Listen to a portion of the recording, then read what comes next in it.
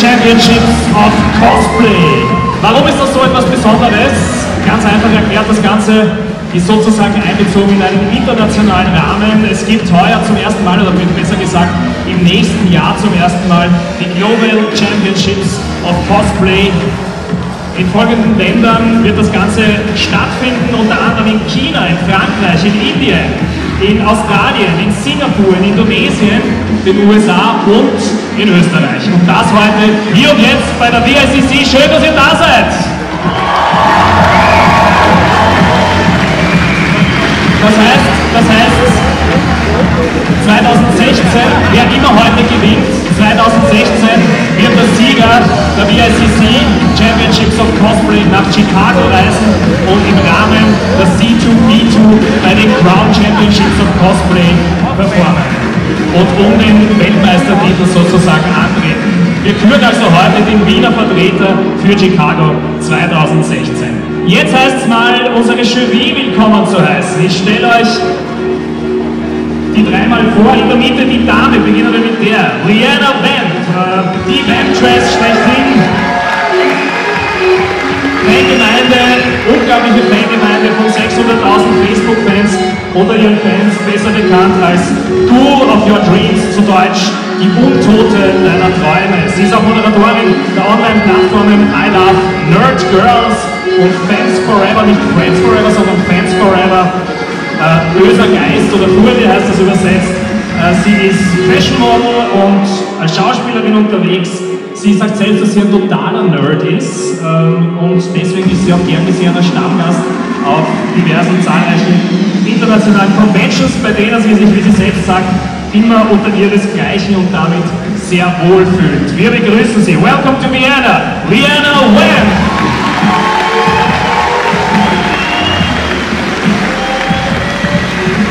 Dann der Herr, da kann ich alles auf Deutsch sagen, Christoph Dertschei, gebürtiger Klagenfurter, seit über 25 Jahren im Bereich Design, Animation und Visual Effects tätig, arbeitet derzeit an einer österreichischen TV-Serienproduktion, die sich wie nennt Wienerland. Du bist selber bekennender Serien-Junkie. Was sind so deine Lieblingsserien?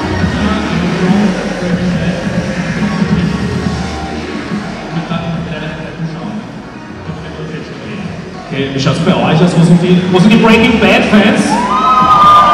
Ja, Giancarlo Esposito hatten wir schon heute hier. Walking Dead Fans auch da.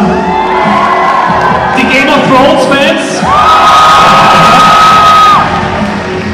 Dann der Herr hier ganz außen, das ist Alan Paczynski. Alan Hart Paczynski, Sohn eines Dorfschmieds und hat damit auch die Vorliebe für anachronistische Kampftechniken des frühen und mittleren Mittelalters entdeckt. Sein Studium hat er sich finanziert als Fechtlehrer und als Ausbildner für Bühnenkampf. In Fachkreisen gilt Alan als Wunderkind des Schwertkampfes. Er hat seinen eigenen Handwerksbetrieb mittlerweile, die Ardentia gilt, und wir sind sehr froh, dass er heute hier ist. Welcome to Vienna, Alan Paczynski! Das sind also unsere Juroren, die entscheiden werden, wer von der WICC mit nach Chicago fährt zu den Crown Championships of Cosplay. Einmal zur Erklärung der Modus. Es gibt 3 Kategorien hier heute bei diesen Contests. Erste Kategorie Anime und Manga, zweite Kategorie Television and Movies und dritte Kategorie Video Games. In jeder Kategorie wird es, also in der ersten Kategorie sind 7 Teilnehmer, in der zweiten glaube ich 8, in der dritten dann 11, insgesamt 27 glaube ich am Start heute. In jeder Kategorie werden wir dann, nachdem wir alle gesehen haben, einen Drittplatzierten, einen Zweitplatzierten und einen Kategoriesieger küren und die 3 Kategoriesieger treten dann in der Championship Round nochmal gegeneinander an, um den Tagessieg, um den Gesamtsieg hier bei WICC Championships of Cosplay. Meine Frage damit an euch, are you ready for Cosplay?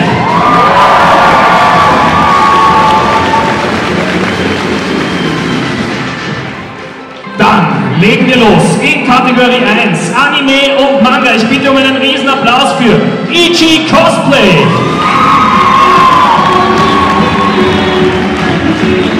Ihr Charakter nennt sich Tsumugi Shiraui aus Knights of Sidonia. Das ist ein riesiger vorstellt.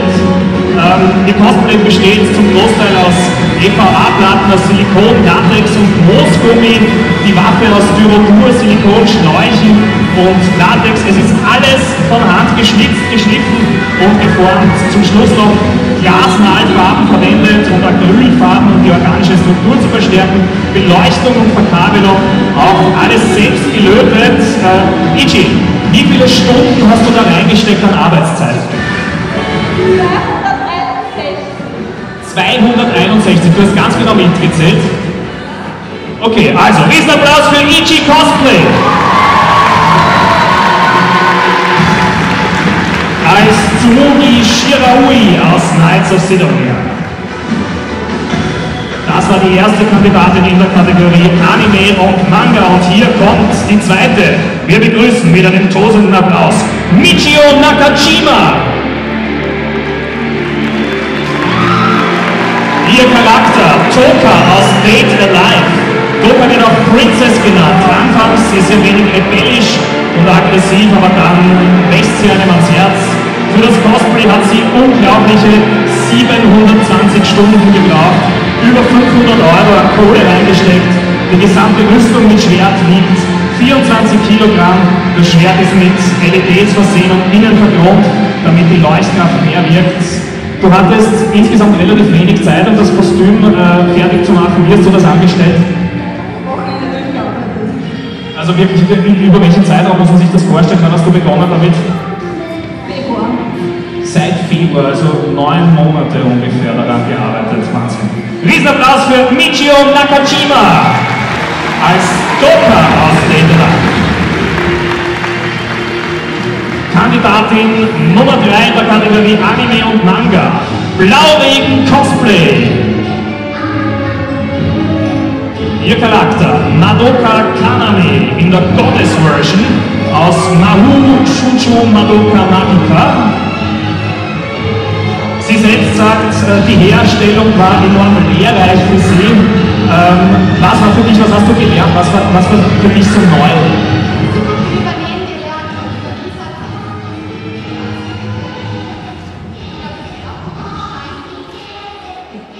Okay, du hast 10 Meter Stoff reingesteckt, enorm viel Arbeit, 2 Monate Zeit insgesamt. Alles in allem sagst du selbst, das war das aufwendigste Kostüm, das du je gemacht hast, oder? Applaus für Blauregen Cosplay als Madoka Kaname.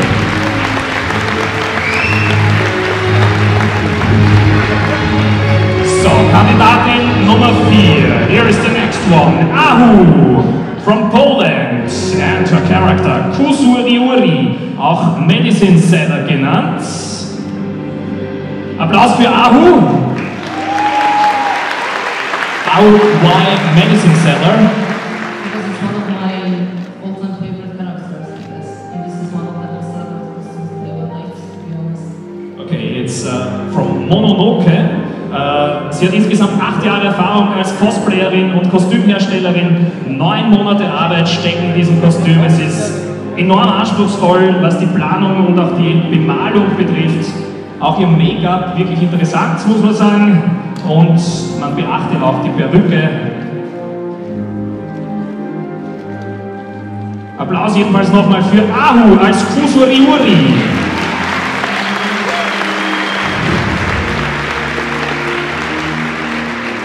Und weiter geht's, die nächste Kandidatin in der Kategorie Anime und Manga. Wir begrüßen auf der Bühne Lux!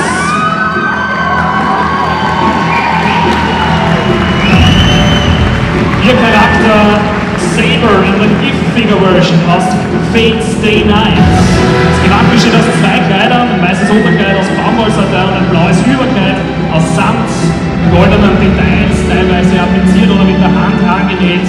Außerdem sind über 10 Meter Spitze im Kleid verarbeitet. Die Waffe ist aus Holz, sonst der Großteil aus Borbra gefertigt. Wie viel Arbeitszeit und Kohle hast du da reingesteckt? Ja, ca. 150 Stunden Arbeit und ja, 500 Euro grob geschätzt. Okay.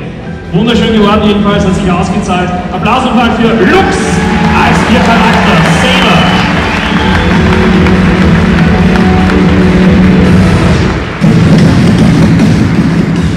Und weiter geht's. Nächste Kandidatin in der Kategorie Anime und Manga. Hier ist Havelmu Cosplay. Ihr Charakter, Turquoise aus Sakisu Illustration Artbook, Romantic Jewels. Inspiriert wurde sie durch den viktorianischen Stil des 19. Jahrhunderts. Charakter und Kostüm waren sozusagen Liebe auf den ersten Blick. 3 Monate harte Arbeit stecken da drin in diesem Kostüm. Havelmu. Which materials did you use?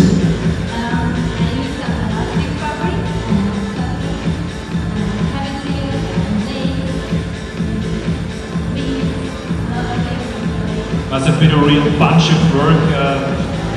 I guess a lot of sewing, huh? Yes. Okay. Applaus mal für Havelmu Cosplay als ihr Charakter. Turquoise. Und die nächste in der Kategorie und die letzte in der Kategorie Anime und Manga. Applaus für Caroline Taschler, ihr Charakter. Totoro aus Tonari no Totoro. 4x4 Meter Schaumstoffplatten, 6 Laufmeter Grau- und beigen Flocatistoff, endlos lange Nähfäden und eine gefüllte Tonne Heißkleber hat sie verwendet. Viele Monate intensive Arbeitszeit natürlich, Magie, Blut, Schweiß und Tränen, sagt sie selber, stecken in diesem Kostüm. Liebe Caroline, schau mal her, ich weiß nicht, ob dich die Leute jetzt hören können, wenn ich dir das Mikro hinhalte, aber wie ist das Totoro wohl jetzt bei dir daheim, oder?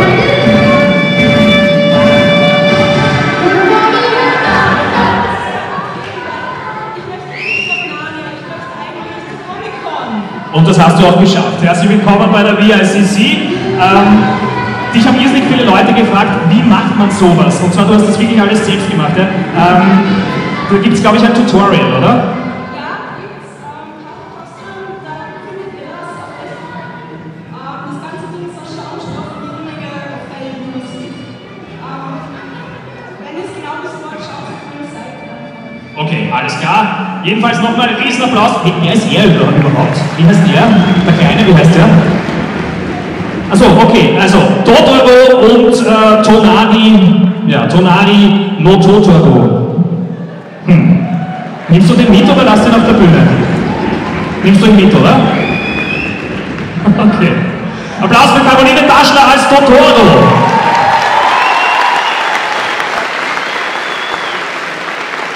Das war der erste Durchgang, das war die Kategorie Anime und Manga. Wir kommen zur Kategorie 2, Movies and Television. Und weiter geht's mit Kandidat Nummer 8. Hier kommt Blaž Berlec. Applaus für Blaž, er ist unverkennbar ein Borg. Sein Charakter, 7 of 6, ein Borg aus Star Trek, The Next Generation. 40 Stunden Arbeit, 35 Meter Kabel. Ist das ein Voice Changer?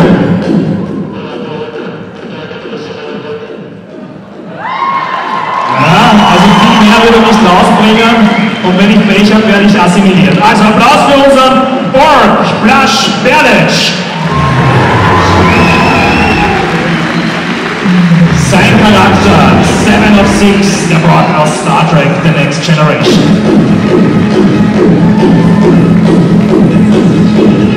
Next one, in der Kategorie Movies and Television. Hier kommt Martina von Monsoon Cosplay. Normalerweise treten die beiden als Duo an. Heute ist sie allein auf der Bühne, beziehungsweise ihr Partner werden wir später in der Competition sehen. Ihr Charakter, Faun aus Narnia. Seit 20 Jahren ist sie als Cosplayer unterwegs. Was gibt es sonst über das Kostüm zu erzählen?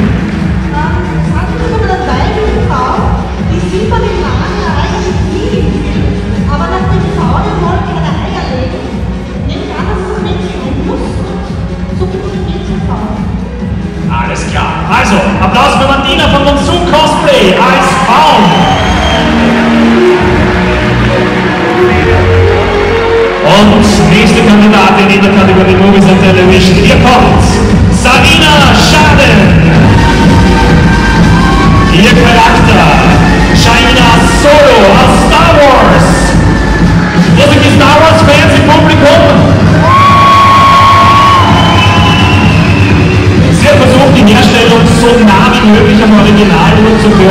6 Monate Arbeit, viel Geld und Energie. Sie sagt, es macht immer Spaß, an solchen Events teilzunehmen und bleibt eigentlich nur mehr zu sagen, sie ist das Schwert der Jeden. Applaus für Sarina Schalen! Und die nächste, Elsie von Wonderful Madness Cosplay. Ihr Charakter, Sally aus The Nightmare Before Christmas. Auf ein selbstgeschneidertes Unterkleid wurden die verschiedenen Stoffteile, die zuvor noch umgekehrt und bemalt wurden, größtenteils per Hand aufgenäht. Die Stiche am Körper sind zum Glück nur Bodypaint, haben wir gehört. Ist das eine Perücke? Alles klar, also die Haare sind wenigstens echt. Applaus für Elsie von Wonderful Madness Cosplay als Sammy aus The Nightmare Before Christmas. So, next one, jetzt haben wir den zweiten Teil sozusagen von Monsoon Cosplay. Hier kommt Florian von Monsoon Cosplay und sein Charakter, Bucky Barnes, also known as The Winter Soldier aus Marvels Captain America, The Winter Soldier, Teil 2 von Captain America ist das. Auch er ist seit 20 Jahren aktiv in der Cosplay-Szene. Alles, was man hier sieht, ist handgemacht. Besonders auffällig ist auch dein Arm. Wo hast du den hergestellt? Aus Walker? Walker, genau. Okay, alles klar. Applaus für Florian von Monsoon Cosplay als Bucky Barnes, auch genannt der Winter Soldier aus Captain America. So, nächster in der Kategorie. Applaus für Nico als Professor Hubert J. Farnsworth aus Futurama. Haben wir Futurama-Fans hier? Ja klar, das war schlimmer. Nico ist 22 Jahre alt, normalerweise Fotograf und Student hier in Wien. Er selbst ist ein riesen Futurama-Fan. 168 Stunden Arbeit hat er reingesteckt. Was gibt's sonst über das Kostüm zu erzählen? Irgendeine Message für die Leute? Futurama-Fans gibt es ja nach wie vor sehr viele. I'm really excited to be this guest. To be honest, it was really exciting to visit this Comic Con. It's my first time, and I would really like to one more time to show that we fans of the Futurama are still alive and we love our show. And hopefully we're waiting to the new season of the Futurama. Thank you. Wurde ja 2013 eingestellt, die Serie, aber er meint, Futurama-Fans are still alive. Ist das so? Gibt's hier noch die Futurama-Fans? Das war Nico als Professor Hubert J. Farnsworth. Und weiter geht's mit Iron Man Germany. Der kommt jetzt nicht auf die Bühne, der ist nämlich viel zu groß und schwer für die Bühne. Wir begrüßen Wheeljack aus Transformers.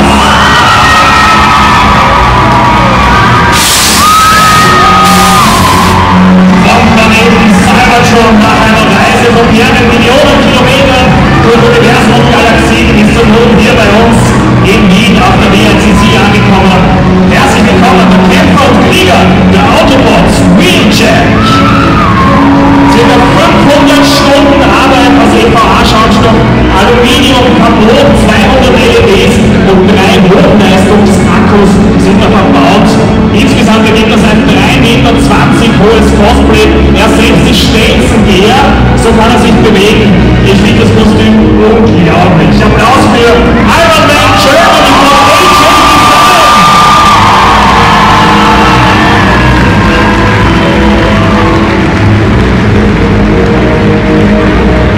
Unser Wheeljack aus Transformers. Und die letzte Kandidatin in der Kategorie 2, Movies and Generation. Hier kommt Angela Oberndorfer als Dalek aus Doctor Who. Ihr Geheimnis, sagt sie, nicht zu viel nachdenken, keine großen Gedanken machen, wie viel Zeit und Geld man investieren muss und wie viel Platz im Wohnzimmer so ein Dalek dann einnimmt. Dieser Dalek besteht hauptsächlich aus Styropor. Im Innern ist ein Holzsessel und eine mit Rollen versehene Bodenplatte aus Holz. Somit kann man im Dalek sitzen und ihn von innen lenken und langsam bewegen. Das Kopfteil ist immer aufgesetzt, haben wir gehört. Ich werde es mal versuchen, ob wir miteinander reden können. Hörst du mich da drin?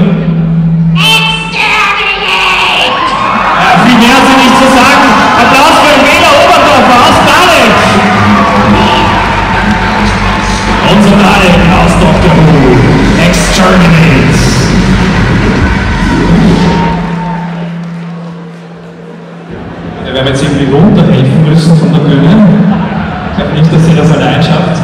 Wie auch immer, das war die Kategorie Movies and Television und wir kommen zur Kategorie 3, zur Kategorie Video Games. Und wir begrüßen die erste Kandidatin in dieser Kategorie, Yuki Noir, ihr Charakter, die Monique Tyrell aus Heroes of the Storm. Das Kostüm ist aus ca. 1 cm dicken EVA-Schaumstoffmatten gefertigt. Die Rüstung ist dadurch extrem leicht. Die Ornamente und Verzierungen wurden mit Moosgummi und Warblers Finest Art angebracht. Schulterteile, Flügel und Lichter wurden mittels Eiskleber und Schrauben direkt an der Brustplatte befestigt. 2 Monate Arbeit, ca. 8 bis 9 Stunden pro Tag, also da steckt auch unglaubliche Arbeitsleistung drin. Alle Schnittmuster für die Rüstungsteile hat sie selbst gemacht. Auch gewaltiges Cosplay-Kostüm. Applaus für Yuki Noir! Als die Monique Tyrell. And the next one. Please give a big hand for Kanyan Cosplay. Ihr Charakter, der Wizard aus Diablo 3. Sie sagt selbst, es war Liebe auf den ersten Blick. Stimmt das wie sehr etwas nach der first sight mit diesem Cosplay-Kostüm? Yeah, I just asked you. You said it was love at first sight. Yeah, it was love at first sight because when I first saw the character, like I fell in love with it and everything. It had one of the dragons, everything beautiful, so I couldn't resonate with it. Okay. 4 Wochen Arbeit stecken drin, verschiedenste Techniken eingesetzt, genäht, geklebt, gemalt, gesprayt, für die Waffenteile EVA-Schaumstoff verwendet und einige andere Materialien. Jedenfalls Applaus nochmal für Kanyan Cosplay als Wizard von Diablo 3. Und hier ist nächste Kandidat, Eye of Sauron Designs. Applaus für Eye of Sauron Designs als Darius aus League of Legends. Die Waffe ist gemacht aus 1 cm dicken EVA-Schaumstoff, die Axt aus Holz und Kunststoff. Skulpturen sind alle handgefertigt, die Bemalungen sind teilweise von Hand, teilweise mit Sprühdosen und Airbrush gemacht. Insgesamt 7 Monate Arbeitszeit. Ich glaube, im Fitnesscenter war er auch recht viel. Sind die Muskeln alle echt? Natürlich. Ja, glaubt da niemand. Wie sind die gemacht? Das ist eine Schaumstoffmasse, im Prinzip aus Matratzenschaumstoff und als Latex-Haut drüber sozusagen. Okay, also Applaus für Eye of Sauron Designs als Darius aus League of Legends. Und nächste Kandidatin, hier kommt Naga-chan als ihr Charakter, Chinonga Armor Gunner aus Monster Hunter 4 Ultimate. Applaus für Naga-chan. Sie selbst spielt jetzt seit 5 Jahren Monster Hunter und ihr erstes Cosplay war eine Nagakuga-Rüstung und es war klar, dass ihr größtes Projekt bis jetzt, nämlich das heutige, wieder eine Monster Hunter-Rüstung sein musste. Der Hauptteil ist aus Warblers Finest Art und ja, die Waffe war eine riesen Herausforderung, sagt sie. 2,2 Meter hoch die Waffe, 23 Tage, 24/7 Arbeit, sagt sie, aber sie meint, es hat sich ausgezahlt und sie würde keine Minute zurückhaben wollen. Im rechten Arm sind jede Menge LEDs verbaut. Die Waffe muss wirklich unpackbar viel Hackenböse sein, auf gut Deutsch gesagt. Applaus nochmal für Naga-chan als ihr Charakter, Chinonga Armor Gunner aus Monster Hunter 4 Ultimate.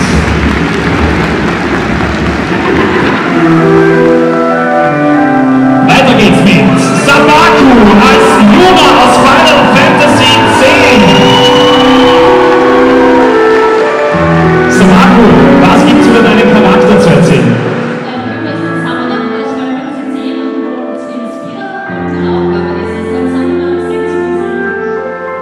Insgesamt hast du 121 Stunden investiert an Arbeit, verteilt auf 3 Monate, um dieses Cosplay herzustellen. Ich nehme an, das Aufwendigste war das Malen, oder? Weil das ist alles wirklich bemalt, was man hier sieht. Sensationell. Applaus für Sabaku als Yuna aus Final Fantasy X.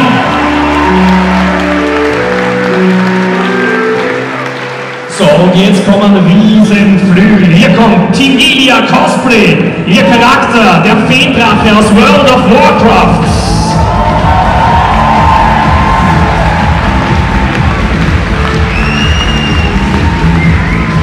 Ungefähr ein Jahr Arbeitszeit.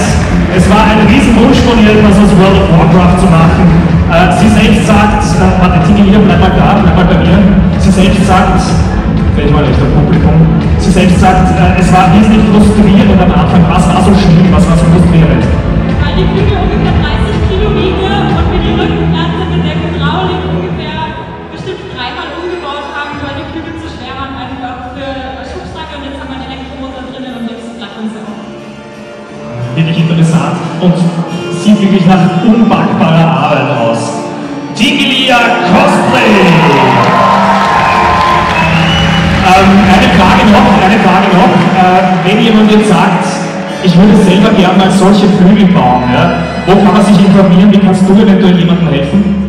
Also gerne auf meiner Homepage, auf Tingilia Cosplay, da sind auch Tutorials drinnen, wie man die Flügel genau nachbaut, und einfach sonst eine Nachricht schreiben, ich helfe immer gerne weiter. Also Applaus für Tingilia Cosplay! Und weiter geht's, ebenfalls mit einem Oberbankband-Kostüm. Mattia von Brazen & Gold Production als Brotherhood of Steel Paladin aus Fallout. 6 Monate Arbeit, 500 Stunden Zeit investiert. Wenn ich dich jetzt was fragen muss, deinen Handy, glaube ich, abnehmen, aber ich habe ein paar Fragen. So sieht er nämlich wirklich aus. Was gibt es über den Charakter zu erzählen? Ja, die Brotherhood of Steel ist bekannt dafür, dass sie alte Technologie bergen und sie von den dummen Leuten des Wasteland einfach fernhalten wollen. Das heißt, alle gute Technologie kommt zu uns. Okay, welche Materialien hast du da verwendet? Das sieht nämlich aus, und du wirst auch, ich habe es heute schon gesehen, du wirst oft gefragt, ist das alles richtiges Metall? Nein, das ist tiefgezogenes Plastik. EVA-Foam, Rohrplatten, besteht zum Beispiel aus Holz, EVA-Foam und mehreren anderen verschiedenen Materialien, die wir gefunden haben. Wasteland-Style. Okay, tiefgezogenes Plastik ist, glaube ich, eine ganz spezielle Technik. Applaus jedenfalls für Mattia von Brazen & Gold Production als Brotherhood of Steel Paladin.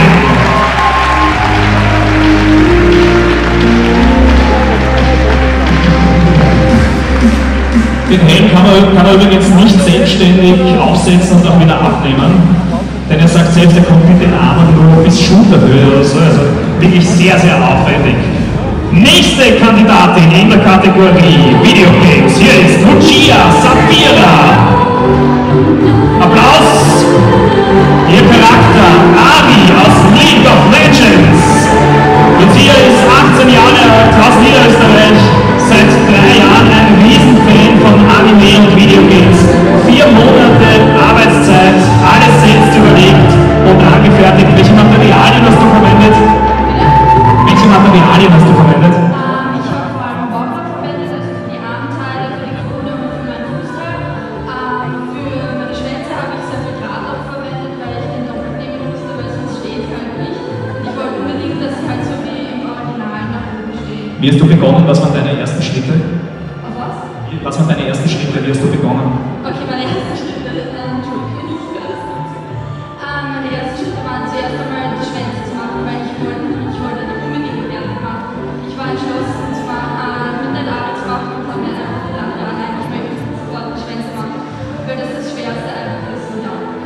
Okay, hat sich ausgezahlt. Applaus für Lucia Sapira als Ari aus League of Legends.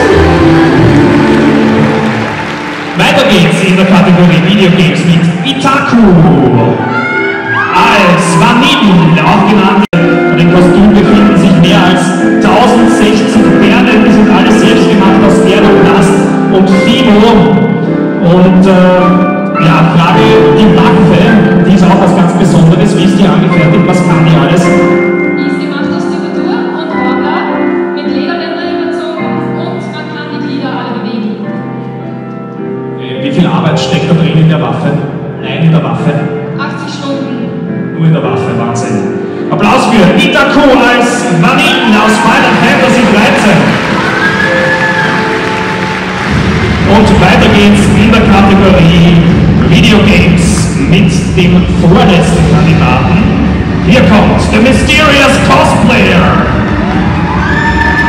Als Charakter Gino Unga, Blade Master aus Monster Hunter.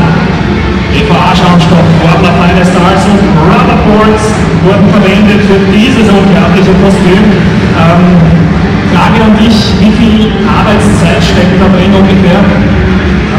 Die Arbeitszeit beträgt ungefähr 5 Monate. 2 Monate für die Planung und 3 Monate für die Verarbeitung. Also insgesamt 5 bis 6 Monate. Applaus für Mysterious Cosplayer als Gino Unga, Blade Master aus Monster Hunter. Und damit sind wir auch in dieser Kategorie, in der letzten Kategorie, am Ende angelangt. Hier ist die letzte Kandidatin, beziehungsweise, ja, kommt zu uns auf die Bühne, Cloud Dark. Ihr Cosplay-Name und ihr Charakter nennt sich Winged Whisperer und das Besondere, das ist eine reine Eigenkreation. 4 Monate hat das Ganze gedauert, von der Designgestaltung mit, wie hast du begonnen, wie lange hast du gescribbelt, um das zu finden? Also es sind circa 10 Scribbles entstanden, bis mal die Endversion fertig war, war das eigentlich alles zack, wieder draußen. Warum wolltest du überhaupt eine Eigenkreation machen? Ich wollte schon immer mal was mit Flügeln machen und ja, jetzt habe ich es aber durchgezogen. Ich bin voll auf der Erde gesessen, habe da pro Flügel jeweils 1500 Federn reingesteckt. Also jede Schwinge besteht aus 1500 Federn, insgesamt über 3500 Federn im gesamten Cosplay verarbeitet. Sie selbst sagt, das ist das aufwendigste Kostüm, das ich bisher machte und das ist vor allem die erste Eigenkreation und auch das ist einen Applaus wert. Cloud Dark als Winged Whisperer.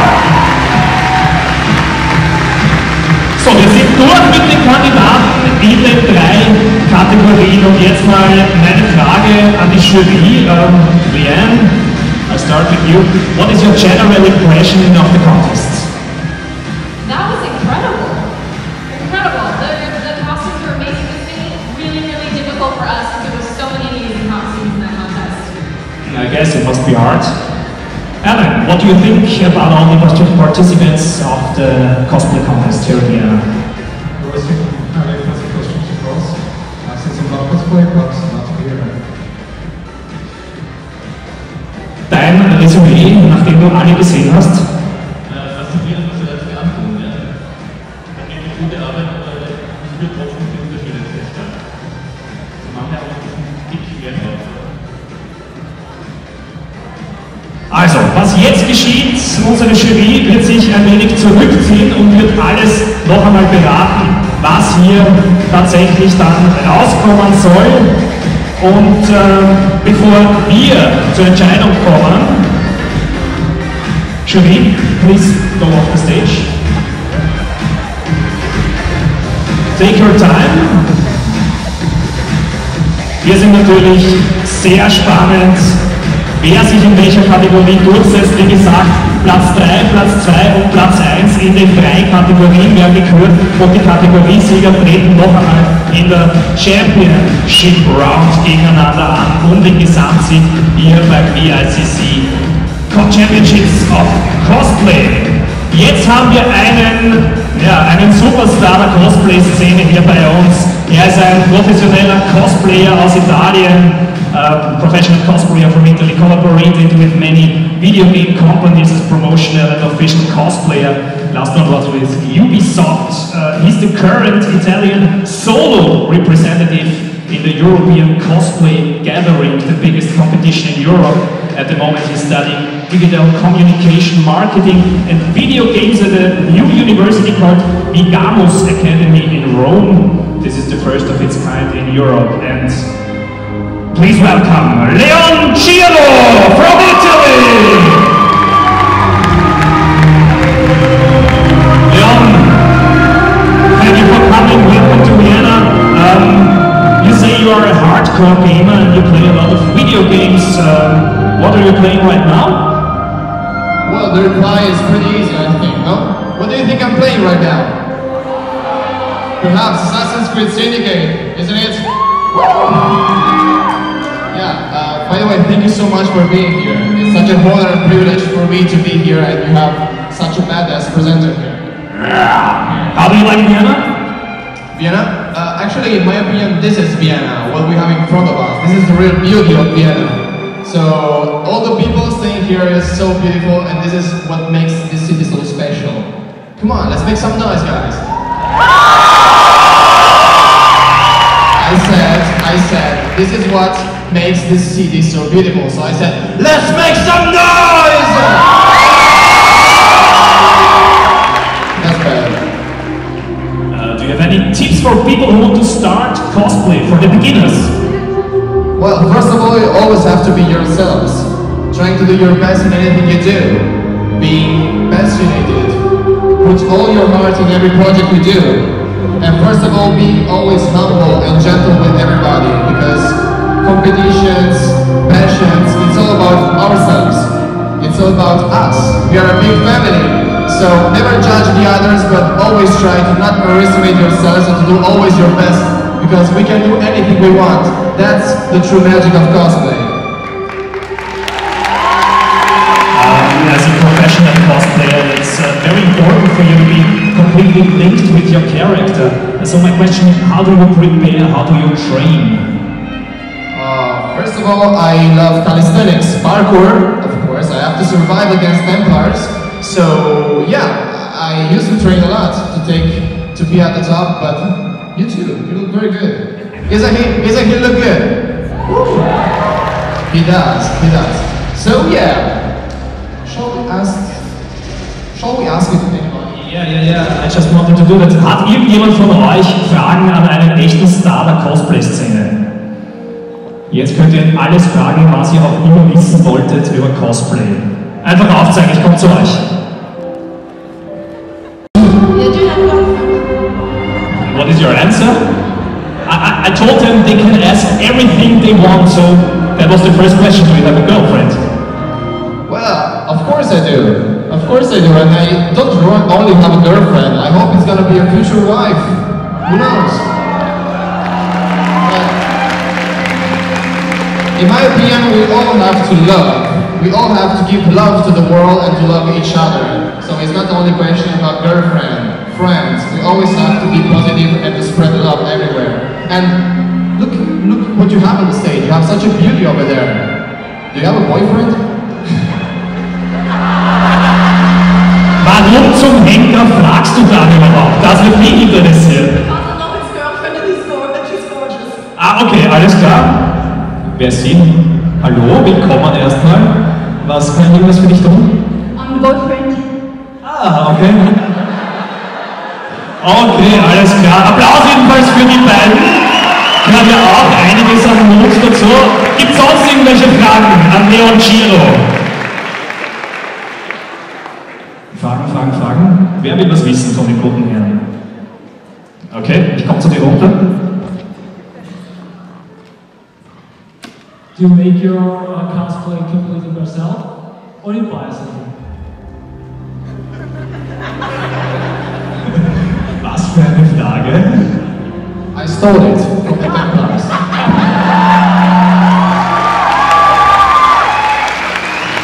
Any other questions? Komm raus. Lass den raus da mal.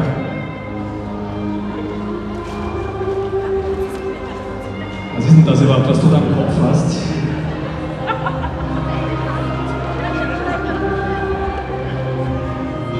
Also, du möchtest auch eine Frage stellen? Dann leg los.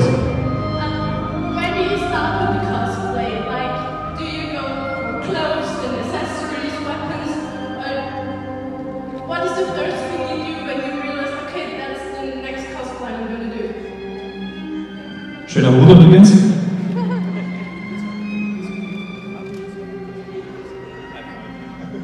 I didn't get the question because I think you're an Illuminati. So, you got enlightenment. No, sorry, can you please...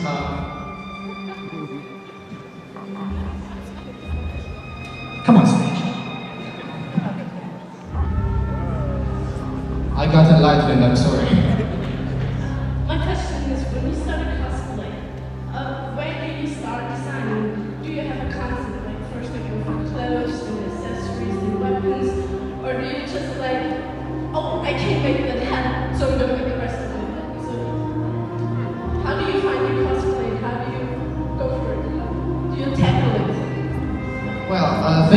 for the question because it's a very, very interesting question. I started cosplaying since I was working as model in modeling part.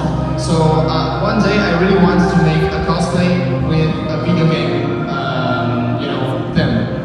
So I said, okay, what if one day I transform myself in Tidus from Final Fantasy X, which is my favorite character in the video game story. So I said, okay, let's do it. Ha ha ha! So I did it. So somebody told me, you should cosplay. I said, what is cosplay? They explained me, so then I started the cosplay. Then I learned step by step. Of course, I killed a lot of Templars, but it was a very, very cool experience. And it brought me to have all this beauty in front of me here. You included, starting from you. Do you have a boyfriend?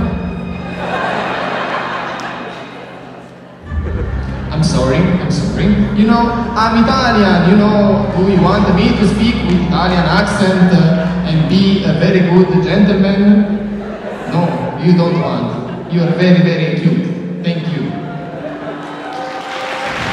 Thank you. Ragazza. Okay, nächste Frage. Camilla Magler traut sich mir auch noch nicht. Na komm, du hast aber auch ein Kostüm, das wirklich sehenswert ist, du darfst auch auf die Bühne kommen. Ja, natürlich. Nicht dürfen, du sollst drauf. Komm, geh mal auf der Seite, da ist eine Stiege, sonst schaffst du es, glaube ich, nicht drauf. Hat sich absolut auch einen Applaus verdient, was sie an, ja, da kann es auch aufgehen, gut.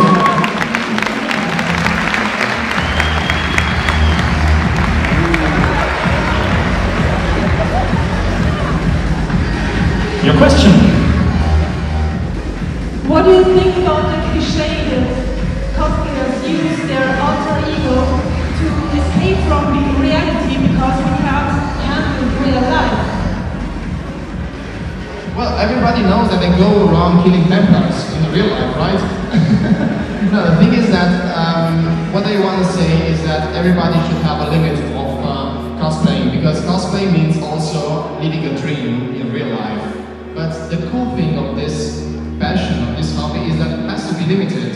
And we all feel like the character inside. Otherwise, we would not cosplay a character.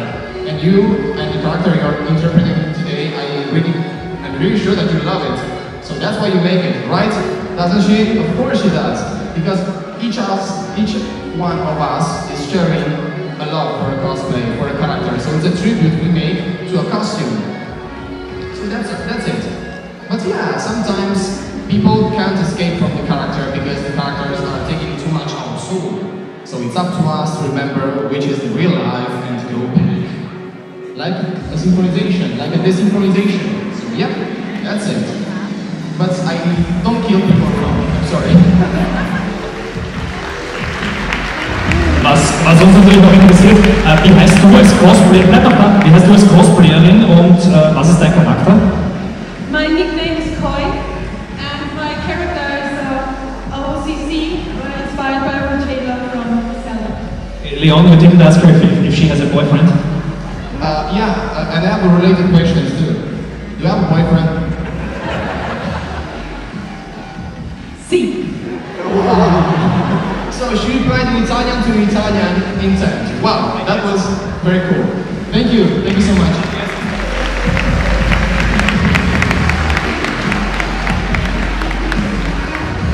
Any questions? Wow, I go.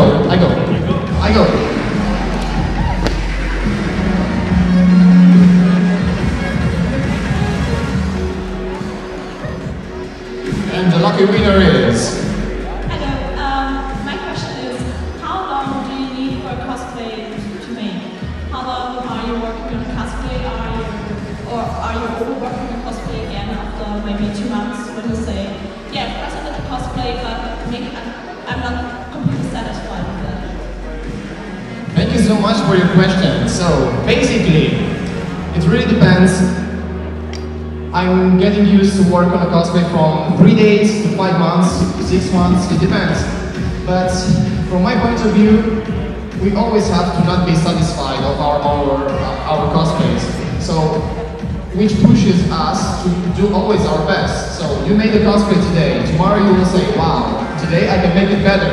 And tomorrow you will say it again and again and again. So from my point of view, a cosplay is never finished. It's never finished, because you can always add a detail. you can always break apart and say, okay, I will make it again, and then we'll do it again. But basically, my cosplays are from 1 week to, let's say, 5 months and a half. So yeah. Oh, last question. Oh, we're already there. Look, so many questions, so many hands. Okay, I'm sorry. Hey there, Riku at your service. Which character do you think your personality goes along with best? Like, what's your soulmate character?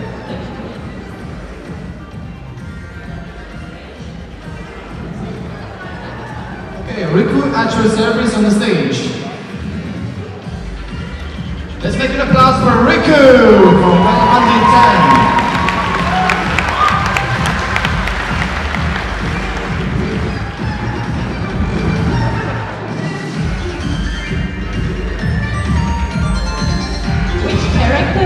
Your personality goes along with best. Like, you say, oh my god, he's just like me. I mean, I don't think you're an assassin, though.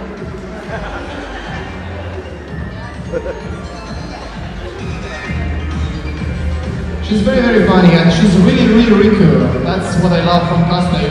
Especially when you make a question or you really act like a character. So that's what the real cosplay is made of. Congrats. By the way, I feel a lot like Dante from Devil May Cry. That's the character I feel most of him. And it's thanks to him that I got what I got, where I started, and thanks to Capcom also for the collaboration, and it was very, very epic.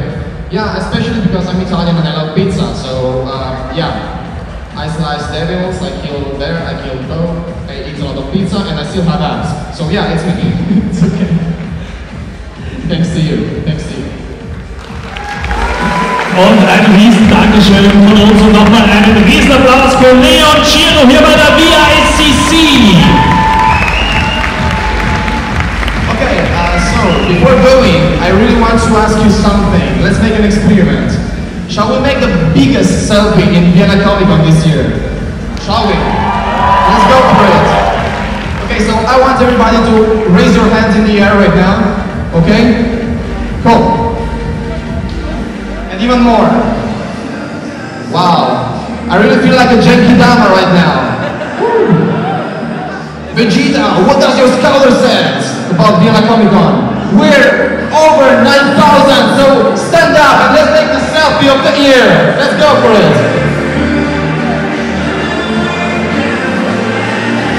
So I count to 3 and everybody says Vienna Comic Con, okay?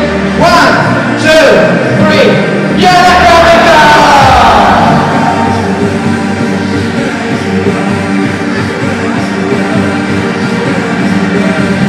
Thank you so much. You are the best. Thank you. Thank you.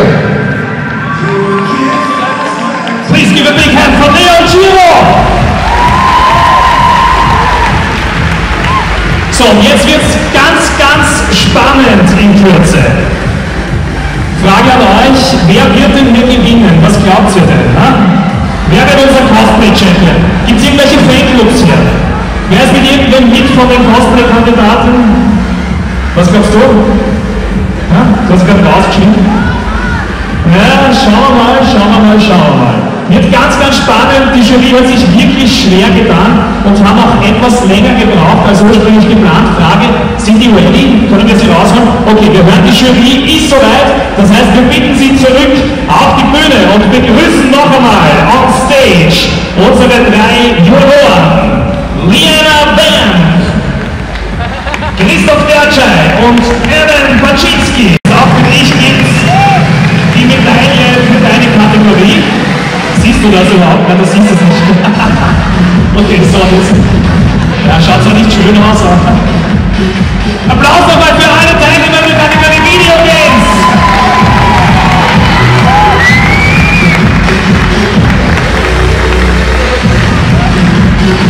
Vielen Dank allen, die dabei waren in dieser Kategorie. Ihr dürft oder könnt jetzt von der Bühne, außer die Sieger aus den einzelnen Kategorien, die bitten wir nochmal zu uns.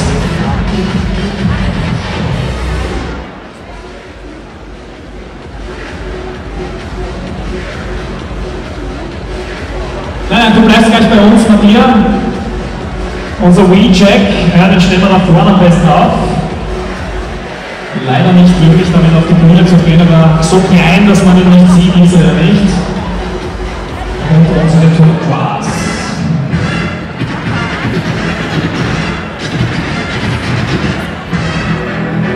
So, die Spannung steigt. Wer wird Gesamtsieger und damit Champion of Cosplay bei der VICC? Was glaubt ihr? Wie entscheidet ihr euch? Viele zeigen dorthin. Du sagst dorthin, auf ihn. Ja, war eine harte Entscheidung, ich weiß es auch, es gab ja ein Pre-Judging und auch da hat sich die Jury sehr schwer getan, es waren da einige wirklich Kopf an Kopf vorne. Aber unser Gesamtsieger und unser Champion of Cosplay, Ironman Germany als Wheeljack!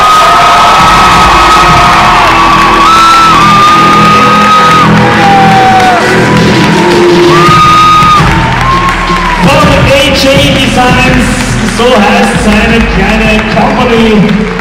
Unglaubliches Kostüm, das höchste des heutigen Nachmittags, 3,20 Meter. Unser Wheeljack aus Transformers, make some noise!